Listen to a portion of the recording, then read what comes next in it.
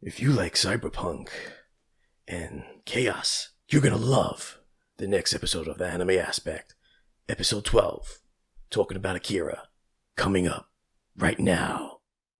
In a world wrought with devastation, two unite into one to form a superior combination. One white, one black. This is their story of the Anime Aspect.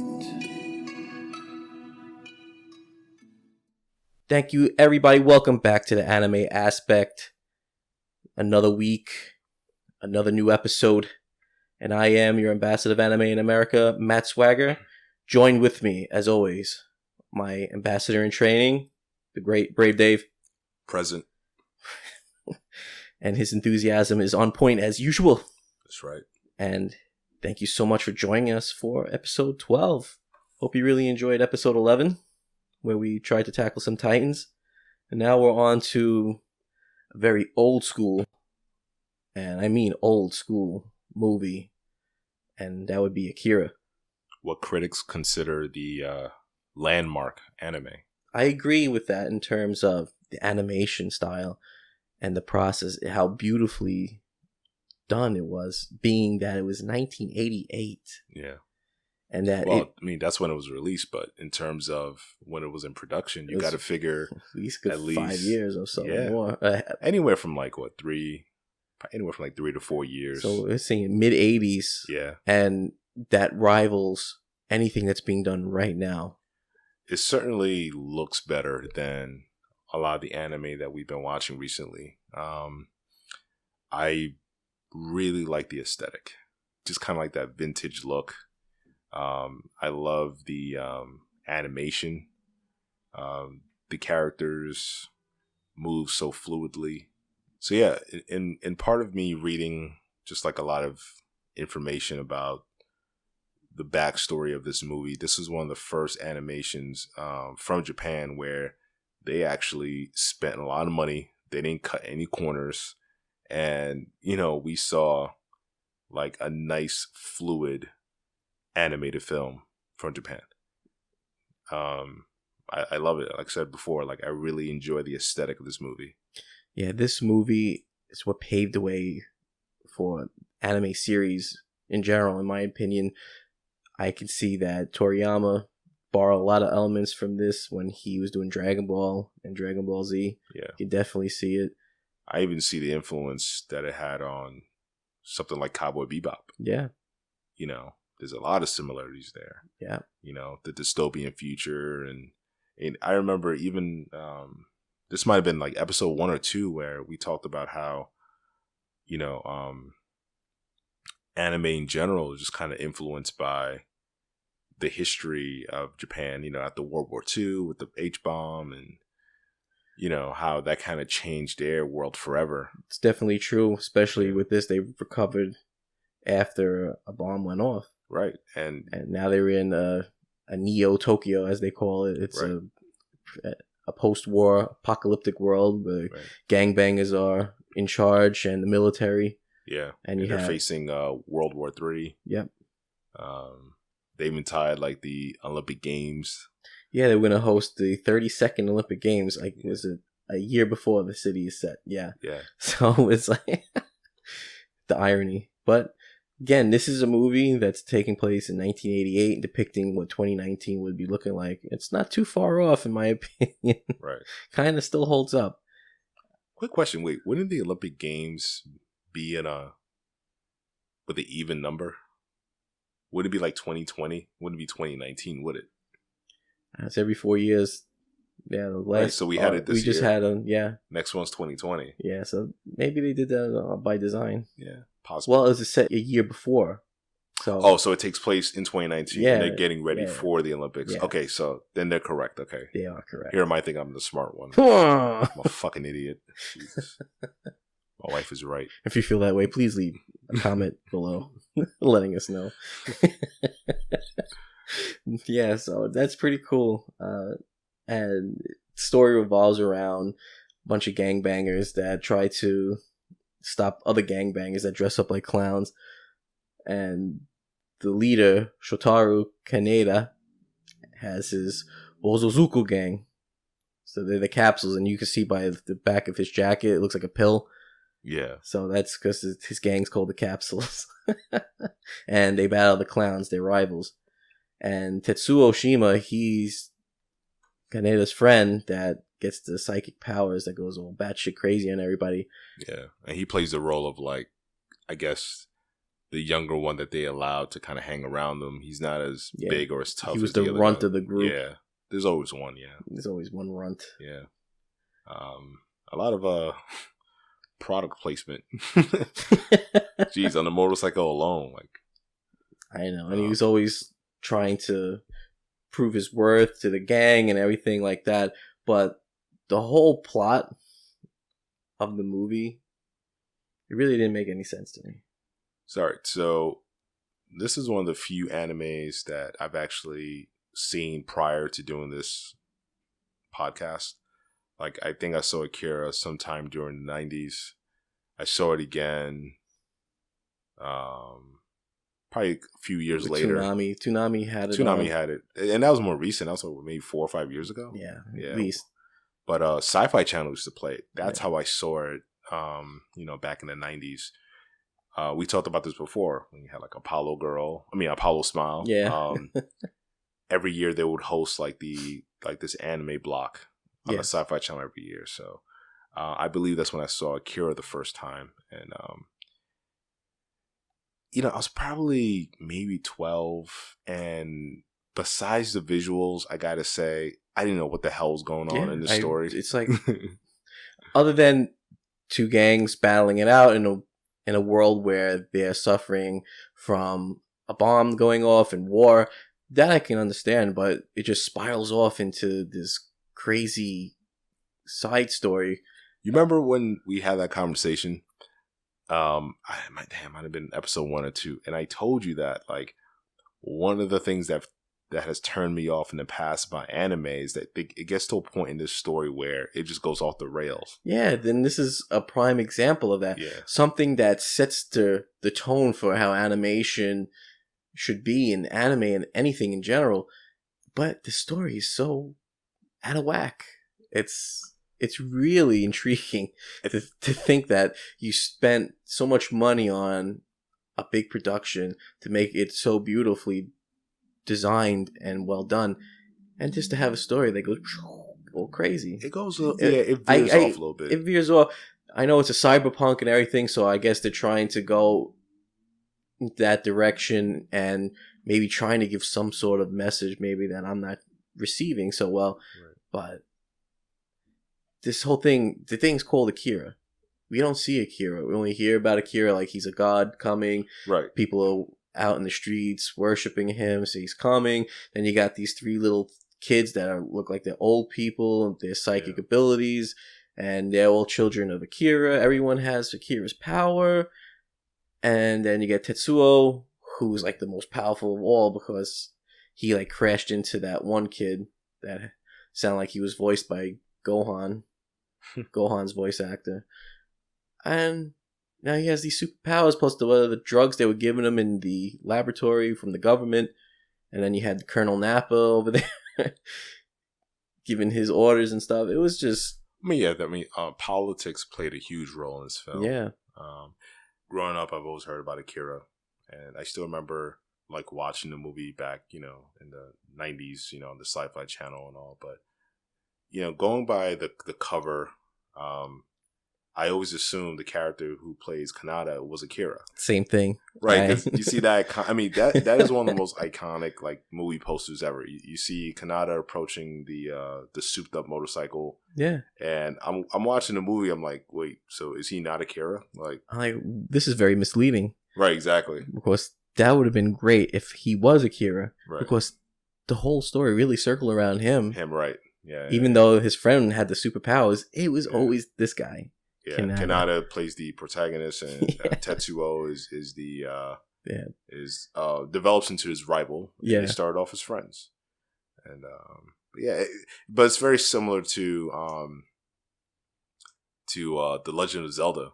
Like, growing up, I always thought like the character who I realized is Link was Zelda. Like, and Zelda's the princess. It's a common misconception. It is. And a lot of people will always refer to Link as Zelda. Like, no, and Zelda's the princess. Right. Link is the guy with the pointy ears and the green hat. Yeah, and then when you find out that his name is Link, that's like, that name is just not appealing at all. Like, yeah, because it's the Legend of Zelda. Right. And you never see Zelda. Right. It's like Princess Peach. She's always being kidnapped and taken away. And now that we're talking about this, I love how names change over time too. Because Princess Peach was originally Princess Toadstool. Bowser was King Koopa. Can't we get back to our roots? Right. Huh? What's wrong with calling Bowser King Koopa? He's a king. Damn it. Why did they do that? Do you know the backstory? No, and I probably want to look into that because it bothers me. You got so much serious shit going on in the world, and he's more concerned about, Bowser and fucking King Koopa. The same thing with Dr. Robotnik. He's now called Eggman. Dr. Eggman. Really? No, you fucking Dr. Robotnik, man. Shit. We're getting lazy here. Like, Sonic used to call him Eggman because he looked like an egg, but his name was Dr. Robotnik because he worked on robotics. Hence the name. But that changed. Bowser's the name. I always knew his name was Bowser, but he was King Koopa. But, yeah, even in the animated show, he was King Koopa. King Koopa and his troopers are up to misbehaving, right? It's in the theme song. Actually, they call him Evil Koopa. Evil Koopa and his troopers are up to misbehaving. You want to watch a trippy Super Mario Bros. Show? Watch that. Wow. And yes, we are all over the place. It's fun. It is. It's fun that way. It's just, I had to let that out because bringing that up, the misconceptions with the names, thinking one person is someone because it's the name of this, and then that's not them, and like, I've been bamboozled. I've been hoodwinked. Right. Exactly, yeah. I don't like being hoodwinked. Especially if you go a long time without actually, like, watching it, but just something you constantly hear about, and then you've accepted that, okay, this is, the title is also the name of this character, and then you find out later, like, no, that's actually not. I know, and this Akira that you hear so much about, you only see him in a flashback, and then at the end for like a second, and that's it. Right. And it's like, what happened here? And he just like swallowed up everything in this big ball of light, and everything, boom, disappeared. I'm like, what the hell? I wanted to see them do a battle. That's what I was really waiting for. I think it's just one of those things where like Akira's probably like an allegory for maybe like religion or something. I don't know. Like it's one of those movies that you probably got to watch over and over and over again and kind of figure out what the themes are. Well, they're saying that he was being a pure energy. So, but is it like Armageddon or something, or like I have no idea. Yeah, it's just that's the thing with this film. It's like it leaves you with questions like, what happened? Yeah. What's going to happen? But that's a good thing. Is the end. But that's a good thing. Like when things are not just laid out for you. I mean, it kind of depends, right? I mean, I think it's good sometimes when you have like an open ending where it allows you to kind of make the decision on your own. Like, what do you think this is about? Yeah, kind of like with The Killing Joke. Well, that was just bad. And we're referring to the animation that came out a few months ago. That was terrible, but which we reviewed on the Rogues Gallery. But some of the stuff, like a lot of this weighted material, like it's good sometimes to kind of like, okay, figure out on your own, figure out amongst a group of people who've watched it as well, and what it meant to you, and what do you think that it was trying to say. And I'm sure that there's a lot of threads probably open and even closed on forums. Yeah. And I'm sure people have been talking about this for decades. Right. But it's good to have that open conversation. It's good to have it. And we're doing that now because we found a need to talk about it with you because we have this spotlight. We have this platform where we can speak to people and reach voices and be voices. And we want to be voices for the voiceless. Yes, like CM Punk. We just want to be able to resonate with fellow people that share the same views and see what you actually think about this, and see if you have the same questions that we do, and maybe you have an answer to it. and then you could let us know, because I would love to know what the real point of it was about. And I'm sure I could Google it, but I'd rather hear from one of our listeners, because you guys are very insightful, I'm sure, because you love anime. So I'd love to hear your opinion on it. So out of all the times I've seen this movie, probably around 3 or 4 times, I even have it on DVD, like the special edition and everything like that. And it has all the interviews with the creators. What I like about it, it's so raw. Yeah. It's very raw. It's very graphic. And you get to see titties, all that great stuff. And it's not above the PC crap that we have now. And this is something definitely that warrants the acclaim that it gets, even though the story is just a little veered off and stuff. But I think that's just sci-fi in general. Yeah, exactly. Like, it's intriguing, and I'm not saying that this is terrible. Again, this is something that set the standard many years ago for what anime is now. Listen. Some of the things I saw in this movie still holds up today. Yeah, it's better than a lot of the shit that I've seen in anime recently. Like, it's like your eyes are having an orgasm watching this. That sequence with the motorcycle gangs, yeah, with the lights. It's something like you see now and things, but they did that with animation. That the lights like is streaking behind, like the Flash was running and shit. That whole motorcycle sequence was just excellent. For them to have all the detail with wind blowing and everything, and all the lines and everything that's going on with this, that they spent a lot of time and a lot of money into this. The backgrounds, I mean, look at the detailed work for the background. Everything popped. Like, it was great. It really was great. I mean, standout animation. It's funny because when they were trying to shop the movie around on a global scale, George Lucas and apparently Steven Spielberg said that, this is not going to work in America. So I think they were trying to reach out to those guys to see if they could release it through their own production company or something along those lines. But they were able to get distribution rights through another company, but they didn't feel like it would work. And I could see why, because remember, like, anime was still a very new thing at that time, and other than a very niche crowd. And it's very much underground, if not known at all. In that time, so I could understand why they would say something. It's not going to work. A foreign animated film. A foreign film was one thing, but a foreign animated film, that has nudity and graphic violence. I could see that. Look how long it's taken for anime to be as well received as it is now in this country. Like, if it wasn't, I think a lot of it had to do with Toonami. Toonami brought on a broad scale for a lot of people. Toonami and conventions, and dubbing companies, they have a big role in making anime popular in America. And going back to my work with promoting the conventions, things like that, it's very important that you have everyone that loves anime band together and let their voices be heard and get the word out. Hey, this is Japanese animation, but it's so good. You're going to love it. It's better than anything you're watching right now. It's better than anything you're reading right now. If you're picking up a comic, pick up a manga. You're definitely going to have to read it from right to left, but you're going to get used to it, and it's so much better than what's in print right now in America. And that's how I felt, and I put all my passion into it. And seeing it grow and grow every year in popularity, and seeing cosplay get to where it is now, that you have a photo shoot sponsored by the comic companies. That's huge.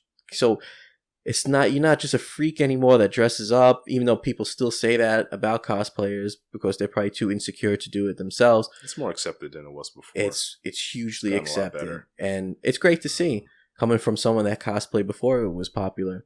And to see people I know, actually being shown on, was it New York Post?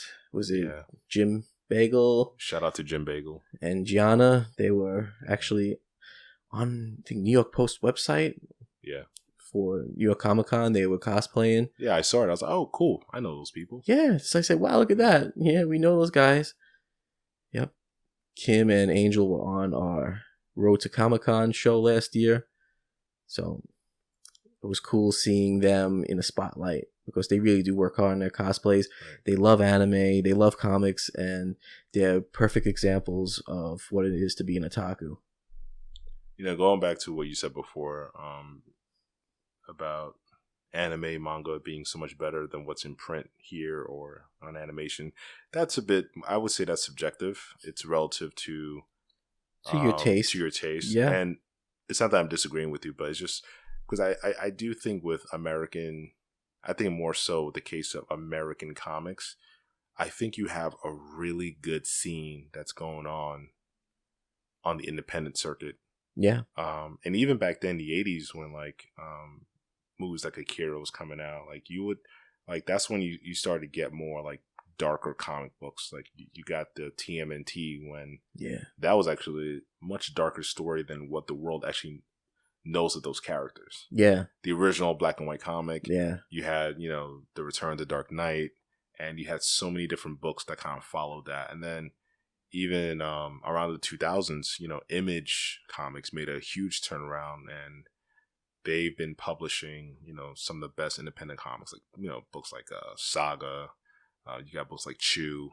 You have some really good books, a lot of them adult orientated, that can really stand out and really stand up to a lot of the mainstream books. And I know what you're saying, because that comment you made, I think, was targeted more for the mainstream stuff, and I agree with you. I'm bored.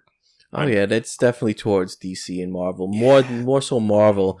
They're doing things great with their TV and movies, but with their comics, they're really letting everyone down. And it's sad. But that's because it's all recycled. It's just the same thing over and over. It's all recycled, but they're taking the political correctness and diversity just in the wrong way. Instead of making new characters with original stories, they're just taking and replacing beloved characters that have a rich history.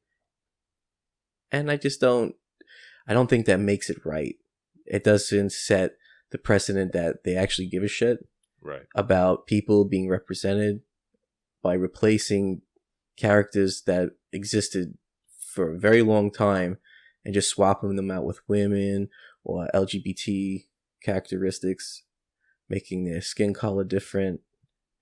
I think that's actually a slap in the face to minorities and people in general, instead of saying, you know what, just like we came up with this cool character and he happens to be white, let's come up with another awesome character that's Chinese and not just make it a recycled Superman. Yeah, listen, I completely agree with you. Like, they're trying to appeal to my demographic along with other demographics, and that's all well and good, but give me a new character. Don't recycle pre-existing character. Give a new name, a new fucking outfit, and thinking that's gonna make me happy. It really doesn't. It's insulting. You're replacing Iron Man with a 15-year-old black girl that has a 70s afro called Riri Williams, which is honestly, they couldn't think of anything, but they're using Rihanna's nickname. And they changed her name to Ironheart. Well, instead of, because she's not a man, so you can't call her Iron Man an Iron Woman. Right. That's probably been there, done that already. And so now it's Ironheart. They should have called her Iron Sister.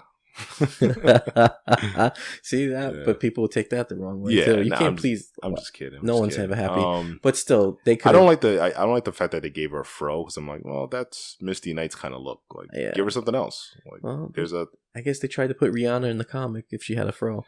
Yeah. But see, if this would work, if he took her on as a protege and built her up to the level when he's time to sit down, like, oh, I'm old now and I really can't do this anymore. But I know the world is going to be in good hands with you, Riri, and you're going to be your own character, your own superhero.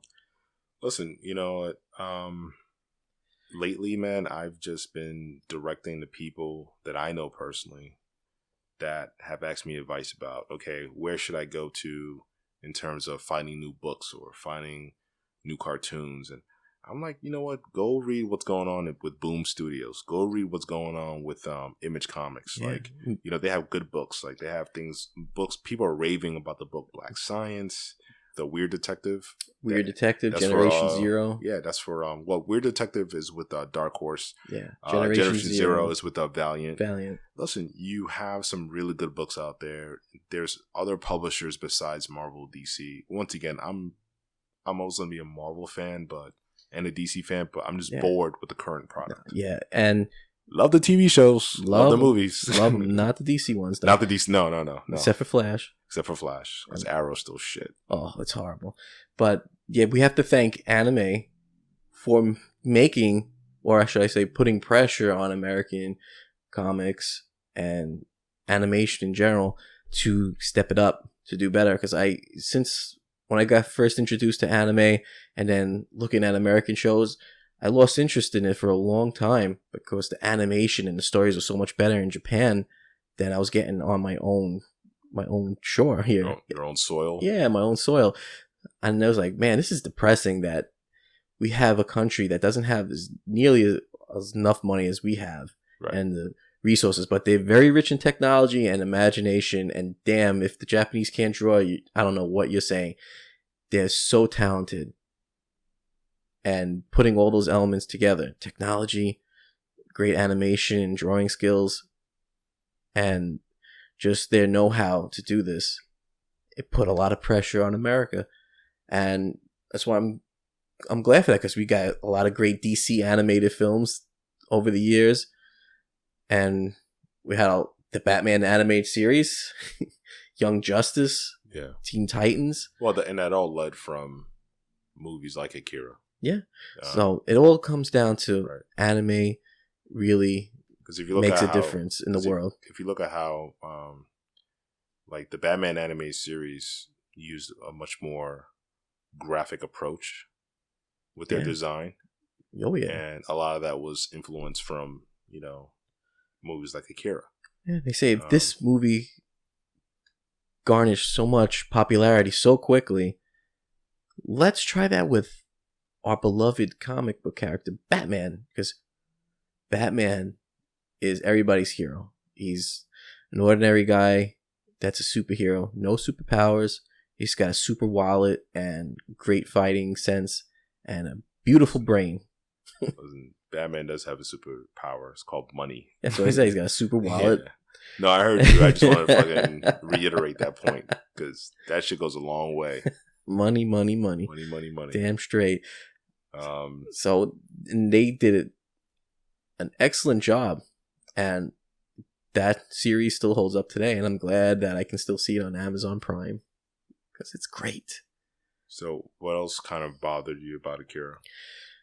Oh man, it's like the mouths, like the dubbing was so bad that I didn't really like the dubbing at all. You watched the English dub. You didn't watch it in Japanese. No. I watched the English dub. I wonder how much. I wonder how if you would have felt a lot different just watching like the Japanese version. I probably would have. It would have sounded and looked better because you have most of the characters, especially the main guy, Kaneda. He's just talks out of the side of his mouth a lot. His head will turn, but then you see his mouth and he's talking, and the words ain't fitting. Yeah. It's very obvious. It's like that's probably what a lot of people felt back then, which turned them off to anime in general. Like, oh, what is this? What is this? Some foreign kind of thing? It does the mouths don't match with the words and blah, blah, blah. And like, I lose interest because that's, even though you're hearing it and that's fine because you can understand, but it's so much a visual thing when you're looking at something because a lot of people like to make sense of the mouth matching what's coming out with the words. And I'm someone like that. So it throws me off when I'm hearing something. I'm like, wow, that's just like the mouth's going all over the place on screen. And it's great that they were very detailed with that, but it worked against them with the dubbing. It's like like you brought up before, anime today, they just stand still and they talk because they have to cut a lot of corners. They don't have enough money to put a lot of effort into animation like they did with Akira. So it kind of works better when they're dubbing it. Right. It can fit a lot better. But when you have a lot of attention to detail in animation, the head's moving, the mouth's one way, the forehead's going another way, and it's like, oh man, this guy, he just doesn't know how to shut up. But that's the thing. and it's like wah, wah, wah, wah, wah, and the mouth's big open, and the words are coming out when the mouth should be closed, and vice versa. I'm like, wow. So yeah, that just threw me off. But that's not the film's fault. That's the dub. Yeah, it didn't bother me that much. I guess I wasn't. Well, traditionally, you watch everything in English, no? Yeah. I'm someone that watches it in Japanese. The only time the only times I'll watch a foreign film in its native language would be like live action movies. So like I'm big into like, you know, Japanese samurai films. Mm-hmm. I'm big into like Korean action movies and things like that. I'll watch it and just read the subtitles. I don't care. I've done that for a few of the animes. Like I wasn't able to find Attack on Titan, like an English dub. I had to watch it. Just Netflix, I think. No, I couldn't. I know it's on Crunchyroll. I don't know if it should be dubbed. No. I think I did watch it on Netflix, but it was the Japanese version. You have to change the audio to English. I don't think the option was available. No, wow, that's strange. Because you go to like the lower. Yeah, because for Bleach, they have side, that. Yeah. You can put it in Japanese. You can put it in English. I prefer Japanese with that one, especially because Viz did like a poo-poo job on that. Oh yeah. Yeah, it's like, no offense to Johnny Young Bosch, and you know. It also kind of depends on what mood I'm in as well, because like there's times where I'm just not going to be in the mood to fucking read a subtitle. I'm like, oh fuck that. Like, again, like I probably spent the last 13 years, maybe even longer, just watching like a lot of dubbed live action movies. You know, I would watch films like Lone Wolf and Cub, you know, in its native language. I know they changed the name of the movie once it got to America. They called it Shogun Assassin, but like, yeah, I guess that makes the tickets get sold quickly. Yeah, it's a regional thing too, because all these names are interpreted differently depending where you are in this world, right? Yeah. So, it's fine. It's not a lot of people get Lone Wolf and Cub. Like, what is the story really about? Right. So it's about a Shogun Assassin, right? Okay. And there might even be like a third name for that series as well. But a lot of Kill Bill took some elements from Lone Wolf and Cub as well. Kill Bill, man, that was some fucking... Wu-Tang. Like if you listen to the Liquid Swords album, they use the intro from the Lone Wolf and Cub series. That's actually like a pretty epic opening. Yes. Wu-Tang knows how to do it. The Shaolin Temple. Thing about Akira too, how it ended, it sounded like they kept setting it up for something else to happen, and it just didn't happen. Yeah. And it should have been a sequel. Actually getting to see what Akira does, instead of just seeing him at the end come out of these little jars and his body got put back together. It was the funniest thing. And it's just like this kid that was almost a little tiny bit translucent, and you can see like his spine and the nervous system. From what I've read, the film adaptation is it a loose adaptation from the manga, or like supposedly like it probably takes like half its story for the manga. Yes. Which is why, I mean, and it kind of makes sense because, you know, you're trying to condense this series of books into a 2-hour film. And this is the problem that a lot of American comics have with live action adaptations, right? That's true. Like you're trying to condense, let's say, anywhere from 20 to 30 to 40 years of history into a 2-hour film. It's almost impossible. Like the best you could do sometimes is like, you know, take it from one specific story, or what they usually end up doing is like it's like an amalgamation of stories. Yeah. And some creators have done it better than others in that department. I think that's been one of the biggest issues with like, you know, the X-Men movies. They never really felt like X-Men. It was never very organic feeling to it. Right. They just taken elements from the book, and it still kind of like lost its identity in my opinion. But I never really knew anyone that actually read the Akira manga. Yeah, I haven't either, and it's probably something that is way better than the movies. Yeah. Well, they have more of a chance to elaborate on the characters. Yeah, you get to see the story again. Yeah. Like I really over did. Time.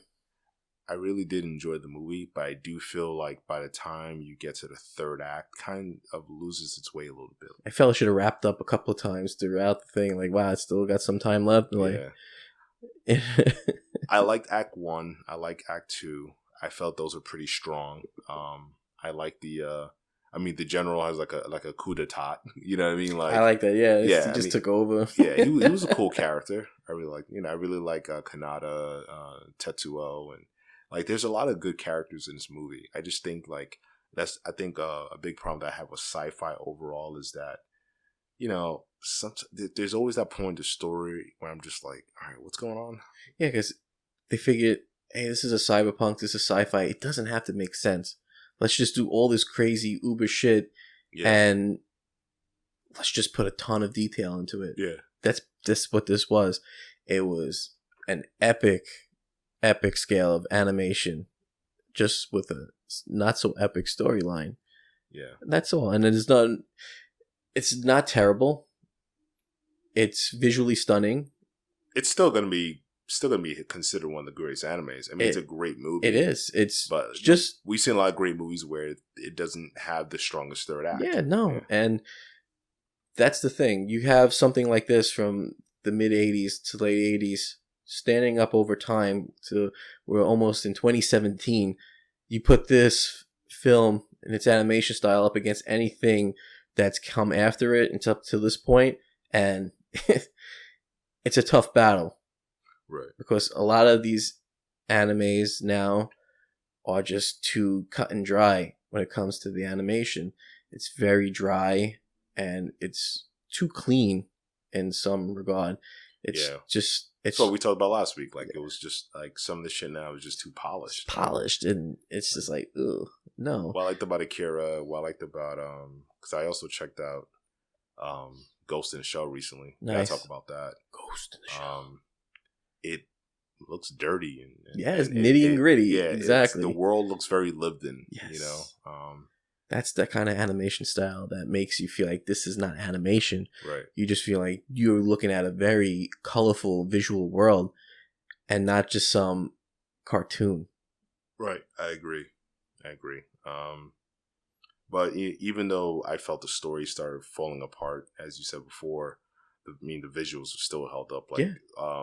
Like when Tetsuo, he turned into that big blob absorbing everything. Yeah. You see all the detail into that, like the metal, the electronics, all that stuff. His body, how he crushed that girl inside, and you see all the blood, and he says, "Oh, I could feel her pain inside me." Like, that's deep shit. Yeah, that's some dark shit to say too. Yeah. It also reminded me how much movies like. Did you ever see the movie Chronicle? Chronicle? I don't think so. Really?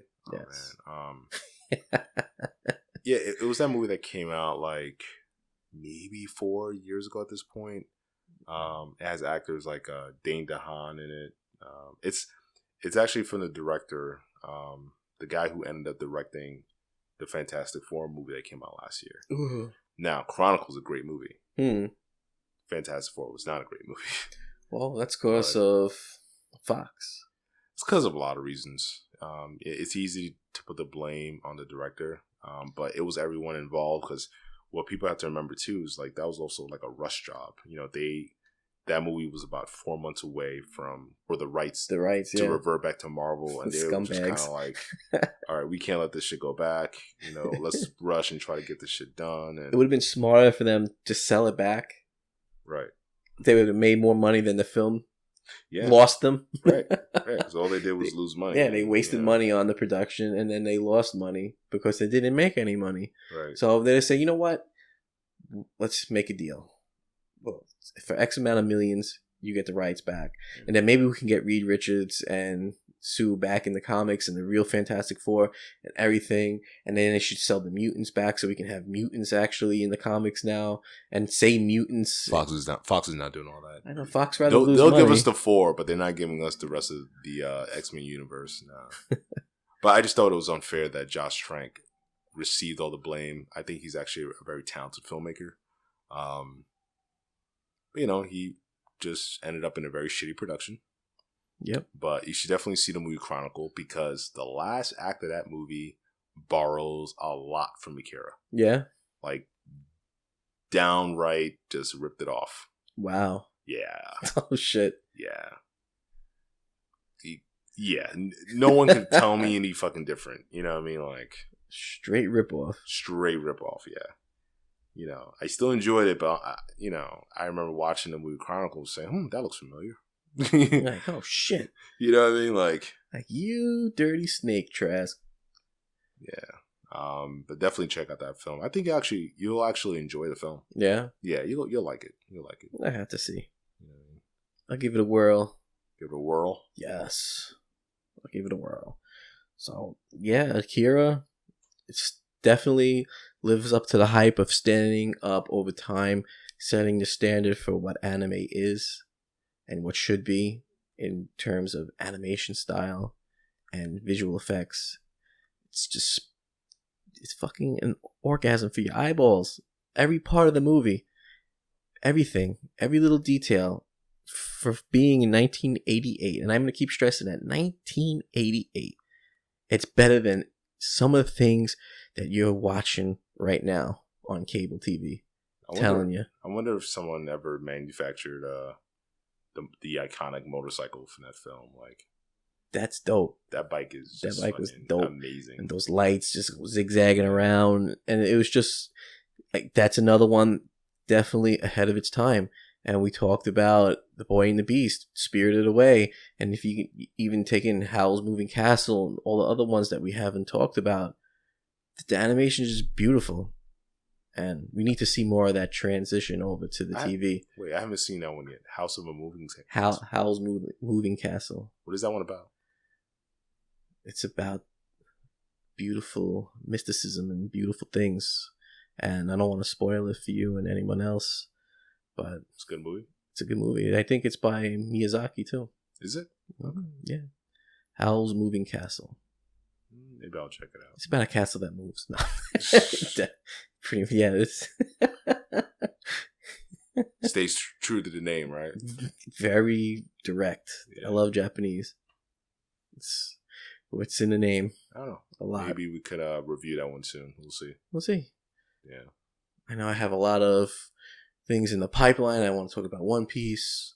Definitely want to dedicate something to Dragon Ball Super because, oh man, the story is fucking super.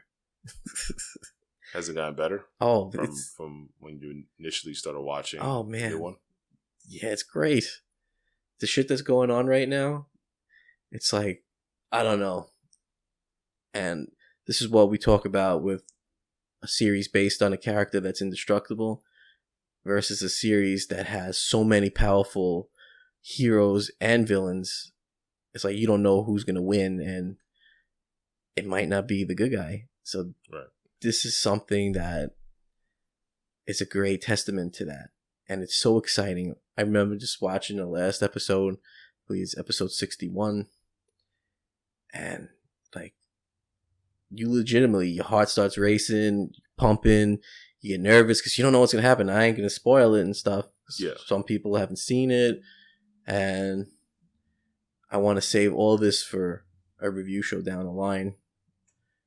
I want Brave Dave to get his teeth sunk into Dragon Ball Super because I don't believe he's seen it yet. No, I haven't. I mean, I haven't watched Dragon Ball Z or anything related to Dragon Ball in probably, I don't know. Yeah. 7-8 years. So it's been a while. Right now, episode 62 is coming out. And probably by the time you hear this, it'll be a day after that. So yeah, I want to give some time for that day to get caught up. One Piece is another prime example of getting caught up because it is a mega anime and manga. Yeah. So there's so many episodes. I don't even know how many episodes right now. There has to be a lot. And that's something I need to get re-caught up on to do it justice speaking about it. Because I haven't seen it in a long time. And I don't want to give any misgivings about it. So you're going to start from the beginning? Oh, it's going to be hard. But I'm going to... I'm gonna have to browse around from a certain point, see what's familiar to me, and just continue from there. Right. And just give maybe half an episode on it, and then we can talk about some other stuff down the line. Yeah, but if you haven't seen Akira, it's definitely a classic by every standard. You should definitely go watch it. And you're not going to be disappointed, especially if you like cyberpunk, if you're a fan of Ghost in the Shell. Where do you think Ghost in the Shell got its shit from? Akira. Yeah, there's a lot of similarities from what I was able to see. Ghost in the Shell, I'm just judging by eye here, but it didn't look like it nearly had the money that Akira received. No. Because, Akira, one thing that I noticed the difference between Ghost in the Shell and Akira was that Akira had like actual world building. Like, the streets were populated with people. Like there was like these environments that kind of came to life.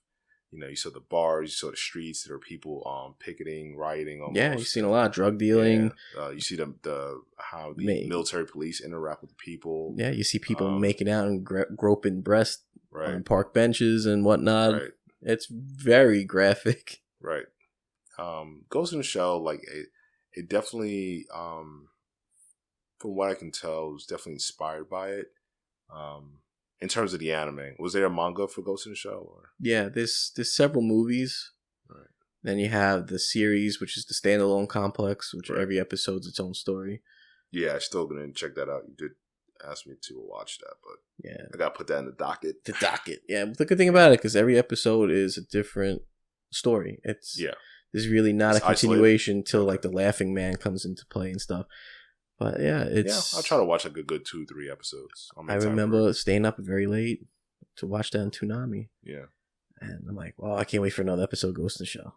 It was like, because it had that rawness that you see in Akira, but not as fully as you would like it to be. Right. We all want to see some breast. That's great. Man, when they ripped that girl's shirt off and when they punched, they punched her in the face and ripped her shirt. That was mean that they punched her in the face. I don't want to be old Donald Trump here and saying you gotta grab him by the pussy and shit.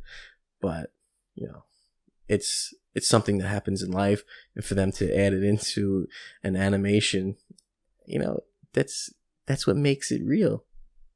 Yeah. What happened? Trump 2016. Now I'm playing. Let me tell you, it was all locker room talk. Okay? I'm sorry. You know it. I know it. Everyone knows it. But girls like to be grabbed by the pussy. Thank you. Listen, if he gets elected, then it's probably going to turn into Akira. World War III. Yeah. Oh, you know what? That movie is really going to resonate at that point. I'm sure there'll be riots, but they'll be done by the media getting everyone irate and invoking all of this hatred and shit like they're doing. It's ridiculous. The media is the biggest pot stirrer in the world besides the government. Well, if people are stupid enough to fall for it. Well, yeah, you speak of about 90% of the population. Well, there you go, man. If you stand for nothing, you'll fall for anything. Get that right. I stand for Matt Swagger. There you go. And that's why Matt Swagger doesn't fall. I stand in line for Big Macs. That sounds good right about now. Maybe some Five Guys better than a Big Mac. I can't eat that crap anymore, man. It's healthier than a Big Mac. And here we are. I just gotta get my beach body ready. Oh yeah, me too. I'm just putting the baby oil on as we speak. Glistening and flexing in the mirror. Love it. In closing, Akira is a great movie. Even though the story kind of unravels at the end a little, it's still something that holds up over time and sets the standard over 20 years. And if you haven't seen it, you should see it because you're going to love it. Close to 30 years. It's about 2 years. It's going to be 30 years since that show was released. Just think about that. Yeah. Almost 30 years. The animation is still stunning. I'm like, wow. I wonder how many like animators and creators were involved in the production team. Like, because the Japanese animation teams don't have like the best reputation. Like, no, they don't. Kind of get overworked. So like, overworked and underpaid. Yeah, I can only imagine the amount of guys that were tasked to take on this project. All the money went into the budget was 1.1 billion yen, which is probably some couple $100 million in American dollars. That's huge. Yeah. It's a huge budget, and it made 6 point something billion yen in the box office. So yeah, that tells you that really resonated with a lot of people, and I'm going to tell you why. The visual effects were phenomenal for something that came out that time, and the only production company you see do something like that is Disney, and you know how much money Disney has. Yeah. So for a Japanese company to come out with this and to rival Disney's animation and to sell really well in the box office for Japan's box office, that's great.